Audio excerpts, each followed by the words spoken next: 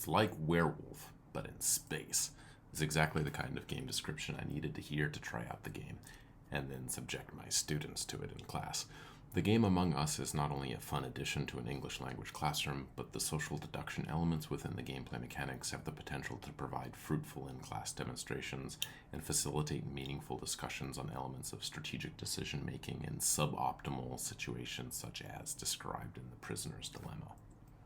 In this presentation, we will be talking about how I used the game Among Us in conjunction with a modified scoring system in a 7-week curriculum for 2 business English courses in order to provide instruction on strategic decision-making in paradoxical situations where acting in one's own self-interest yields suboptimal results. In other words, a prisoner's dilemma. If you are unfamiliar with the thought experiments first framed by Merrill Flood and Melvin Dreschel, it is a type of game, quote-unquote, analyzed in game theory in which both players would gain more from mutual cooperation but are incentivized to betray one another, which produces suboptimal results.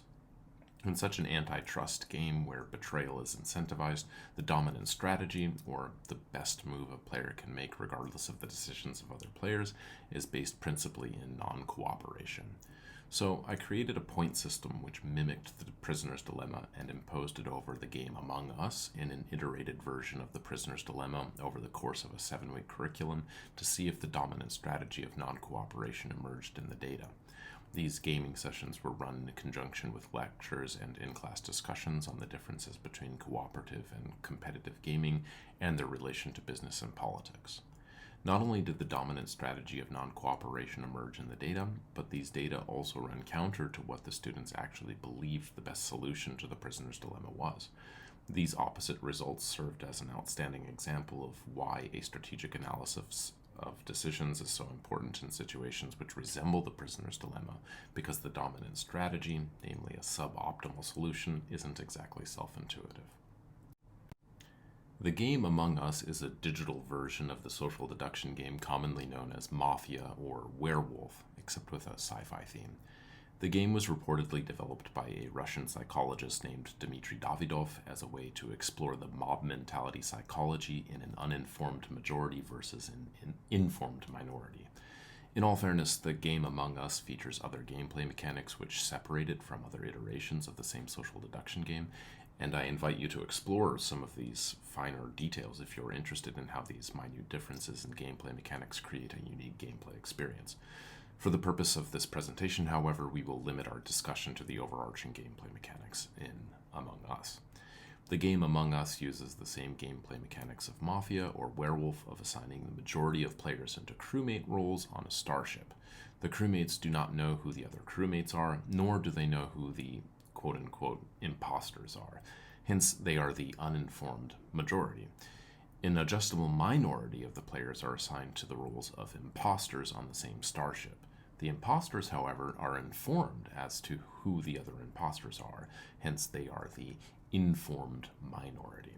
The game proceeds with the gradual elimination of the uninformed majority by the informed minority, namely the imposters. This is accomplished by the imposters running around the starship and secretly murdering the crewmates one by one. The uninformed majority, who do not know who the imposters are among them, must use the process of group discussion and accusations in order to suss out who the imposters are, and then banish them from the group by simple majority vote. And by banishment, I mean they toss them out of the airlock of a starship. The discussion and banishment procedures are initiated by the discovery of a dead body. The group is given a certain amount of time to discuss the facts, or lack thereof, what they have seen or not seen, and who they think the imposter is or isn't. When someone has been accused of being an imposter and is voted out by the majority, they are killed, and sometimes mistakes are made, and normal everyday crewmates are tossed out of this mortal coil. However imperfect, though, this process is the only way the majority can rid themselves of the imposter's scourge. In order for the uninformed majority of the crewmates to win the game, they must correctly banish all the imposters from the group through the discussion and banishment proceedings. This can be tricky, though, because a single crafty and sufficiently persuasive imposter can pick off the crewmates as the crewmates incorrectly banish their fellow crewmates. The imposters can therefore win their scenario when the crewmates' numbers have been whittled down to parity with the remaining imposters. Next, we have to define what a prisoner's dilemma is, how a game is defined, and its applications to real-world scenarios. Originally framed by Flood and Dreschel in 1950, the point system, prison theme, and subsequent moniker were added on by Albert Tucker. As previously defined, the prisoner's dilemma is a paradox of sorts in which both players stand to mutually benefit from cooperation but are stuck in a situation in which they must make a decision based on self-interest, even though that decision is not in their best interest. The whole game in a nutshell is this. There are two criminals, let's call them B and A. B and A, hardened criminals, slipped up and were arrested on their last job. The DA has been itching to get these two behind bars, and so immediately separates the two and begins to interrogate them in order to suss out information which would incriminate them for other crimes. Obviously, if neither of the criminals squeals on the other, then they are only implicated for the current crime they are originally arrested for, and they will each serve only 2 years.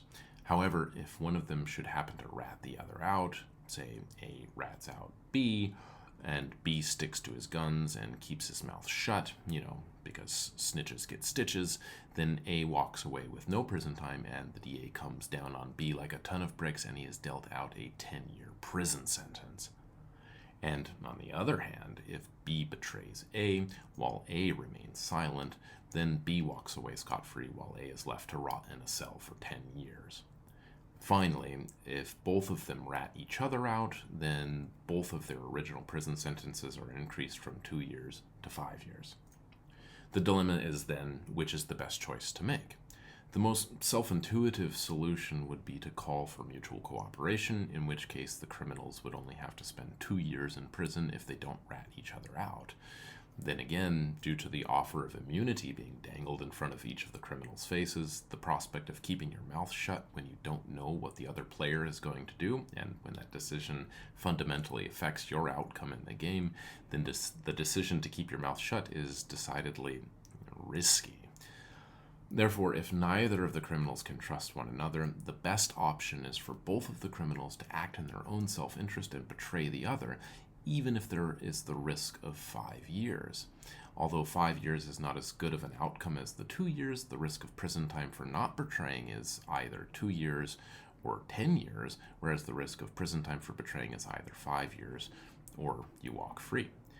Given the circumstances of the prisoner's dilemma in which betrayal is incentivized, 5 years sounds better than 10. Well, so what, you might be saying. It's just a silly game which incentivizes betrayal, and fair enough. There are, however, as it turns out, lots of situations which resemble the prisoner's dilemma. Therefore, learning to recognize when social interactions are being driven into suboptimal outcomes due to structures congruent to the prisoner's dilemma, it may help us to rewrite the rules of these social structures to achieve better outcomes. One real-world scenario which mimics the prisoner's dilemma is climate change coalitions like the Kyoto Protocol, a failed attempt to drive mutual reductions in CO2 which ended in 2012. If successful, a climate change coalition would help signatory nations coordinate their efforts to reduce CO2 emissions, the benefit of which would be limiting climate change despite the potentially negative economic impacts which come with reducing CO2 emissions. Problems arise, however, when certain nations fail to reduce their CO2 emissions in favor of economic growth through the burning of fossil fuels. This betrayal of one or more signatory nations not only accelerates climate change for everyone involved, but also forces nations upholding their commitments to CO2 reductions to bear the economic toll, while defaulting nations reap the short-term benefits of continuing to burn fossil fuels. And this economic incentive to continue to burn fossil fuels for short-term gain, while others carry through with their responsibilities to limit climate change to manageable levels, unfortunately is present for everyone in the climate coalition, making the eventual defaulting of every signatory nation in the coalition all the more likely. When nations cannot trust other nations to voluntarily pull back their own CO2 emissions, betraying your own commitments becomes the dominant strategy, despite the risk of catastrophic climate change following as a result of failing to reach the necessary reductions in CO2 emissions to avoid the most catastrophic of outcomes. This is not all doom and gloom, however, because some game theorists have pointed to the critical differences between the failed Kyoto Protocol and the more recent Paris Agreement, which works on building mutual trust to avoid the prisoner's dilemma trap. Concerning how this whole process of using Among Us to teach non-native English speakers about prisoners' dilemmas in English played out in the classroom, the study was conducted with 26 participants in 2 English reading courses at a Japanese university for majors in the Department of Business Administration. The overall pedagogical objective of these courses was to expose enrolled students to business-related content and ideas in English. The curriculum from the 2022 fall semester focused on group dynamics and decision-making processes in competitive and cooperative games.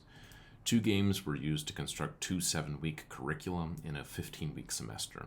The competitive portion of the semester used the game Among Us, and the cooperative section used the game Forbidden Island. Within the 7-week curriculum, 5 weeks were used to play the game itself, with the remaining 2 weeks of the curriculum used mostly to read articles, provide lectures, and conduct class discussions on the topic of competitive group dynamics. Grades were based partly on participating in the gaming protocol, but also on the submission of comprehension worksheets and vocabulary tests. In addition to the game, other course materials such as YouTube videos on game theory and technology and education were used to structure the in-class lectures and discussions. Articles on the same topics were then used to provide further detail on the curricular content. As mentioned previously, the game was played over a 5-week period, during which an iterated point system based on the prisoner's dilemma was used to track the outcomes and decisions made in these gaming sessions.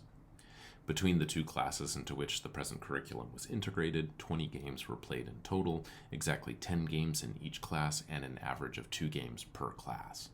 Prior to starting the game in class, the students were instructed to write down which roles they were automatically assigned by the game, either crewmate or imposter, on a separate sheet of paper.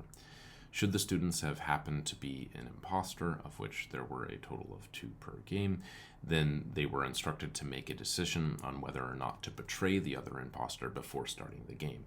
Therefore, the imposters made the decision of whether or not to betray the other without prior knowledge of the other imposter's decision and without knowledge of how the gaming session would turn out. After the conclusion of each game, every player entered the details they wrote down prior to the commencement of the game into the online imposter survey. Originally, the curriculum had planned to have the students input this information into an online survey form before the game, but since the smartphone version of the game was used, switching to the online form from the game resulted in the students being ejected from the game. Therefore, the present method was implemented in response to this problem. After 7 weeks, the students were instructed to fill out the prisoner's dilemma survey in order to attempt to measure the students' perceptions on the most ideal solution to the prisoner's dilemma. Concerning the iterated point system that was used throughout the semester, in the event of a crewmate victory, all crewmates who survived the ordeal earned 2 points. If the crewmate happened to be picked off by the imposter or the other well-meaning mob, then they earned just 1 point. The imposters have much more to lose, however, in the event of a crewmate victory, depending on their choices made at the start of the game. If neither of the 2 imposters betrayed one another, then they each lost 2 points. However, if one of the 2 imposters betrayed the other without themselves being betrayed, then the imposter doing the betraying lost 0 points and the betrayed imposter lost 10 points. And in the event that both imposters betrayed each other, then both imposters lost 5 points. As a general rule, most games in Among Us end with a crewmate victory, therefore being thrust into the role of the imposter carried with it a lot of inherent risk with this point system. However, in the event that the imposter team won, then none of the crewmates earned any points. The imposters, however, stood to gain quite a lot from a victory, with 10 points garnered from being the one to achieve the goal of killing everyone off, and 5 points earned in the event that one died in the line of duty. The pre-game decision of whether to betray the other imposter or not did not affect the total number of points earned by each imposter in the event that they won the match. After playing through 20 total games, the students then took the prisoner's dilemma survey to gauge their perceptions of what the best solution to the prisoner's dilemma is, without ever drawing specific attention to the fact that the iterated point system was based on the prisoner's dilemma. Students could choose from one of 2 solutions, either that they should cooperate with the other criminal in a bid to just get 2 years in prison, even though there was a risk of 10 years, or to compete with the other criminal by betraying them in a bid to walk away with 0 years in prison, even though there is a risk of 5 years of prison. And Here's what they thought. The majority of the participants thought that the best solution to the prisoner's dilemma was to cooperate with each other in order to avoid the 5 years of prison, despite the fact that this came with the risk of imparting a 10-year prison sentence.